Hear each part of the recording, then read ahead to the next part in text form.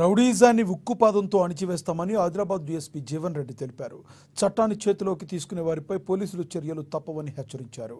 ఇటీవల మూకుమ్మడి దాడి, కిడ్నాప్ కేసులో 9 మందిపై కేసు నమోదు చేసి 6గురిని అరెస్టు చేశారు.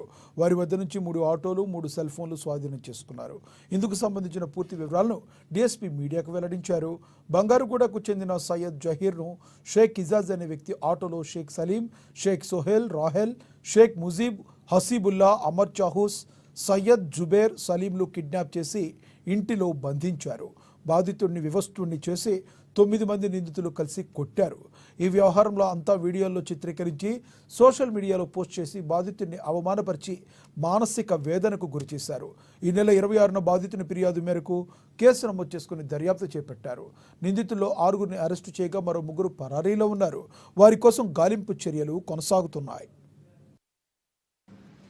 తేదీ 26/3/2025 రోజు సాయంత్రం 7:30 ప్రాంతంలో సయ్యద్ జహీర్ ఏజ్ 22 ఇయర్స్, ఇద్దరు ఆటో డ్రైవర్ బంగారుగూడ అతడు వచ్చి భద్రావతి రూరల్ ప్లేస్లో కంప్లైంట్ ఇవ్వడం జరిగింది.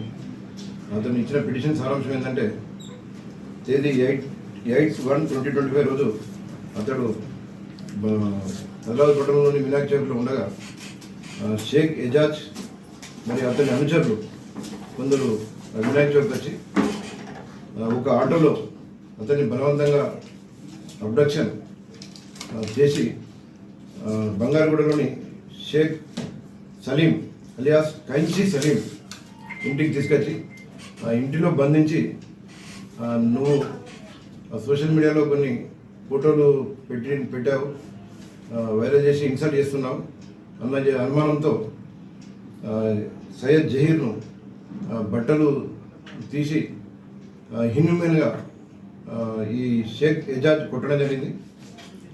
దానికి ఇంకొంతమంది వ్యక్తులు సలీం అలియాస్ కైంచి సలీం ఇతడు స్ట్రాంగ్ సపోర్టర్, ఇతని ఇంటిలోనే అది బంధించి నేరం చేయడం జరిగింది. వీరిద్దరితో పాటు అమర్ చావుస్, సయ్యద్ జుబేర్ వీరు పక్కకుండి సెల్ ఫోన్లో వీడియోలు తీస్తూ అబెట్మెంట్ చేయడం జరిగింది. తర్వాత షేక్ సోహెల్, హసీబుల్లా మరియు రాహిల్, ఇంకో సమీర్ వీరు కూడా పక్కకుండి వాళ్ళు ఎజాజ్ కొంతమంది వ్యక్తులు నేరం చేస్తున్నప్పుడు వీళ్ళు ప్రోత్సహించడం జరిగింది అని చెప్పి ఇచ్చిన ఫిర్యాదు మేరకు మేము రూరల్ ప్లేస్లో crime number 84/25 under section 126 class 2, 127 class 2, 140 class 3, 133, 115 class 2, 351 class 3, red with 3 class 5 BNS కింద కేసు నమోదు చేసి రూరల్ ఎస్ఐ ముజాహిద్ దర్యాప్తు ప్రారంభించడం జరిగింది.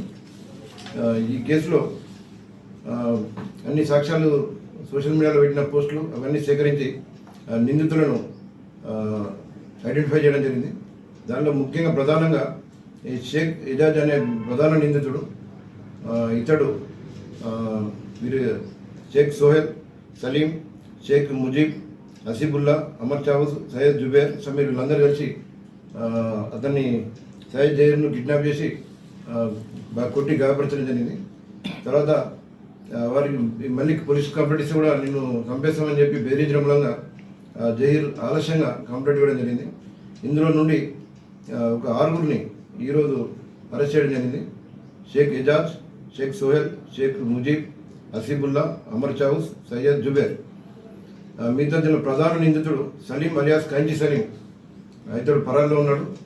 ఈ కైంచి సలీంపై ఇప్పటికే ఒక 7-8 కేసెస్ ఉన్నాయి. ఒక మర్డర్ కేసులో కూడా నిందితుడు, ఆర్మ్స్ యాక్ట్లో కూడా 1 టౌన్ కేసులో నిందితుడు, అతడు పరాల్లో ఉన్నాడు. అతని గురించి మా పోలీస్ టీంలు వెతుకుతున్నాయి.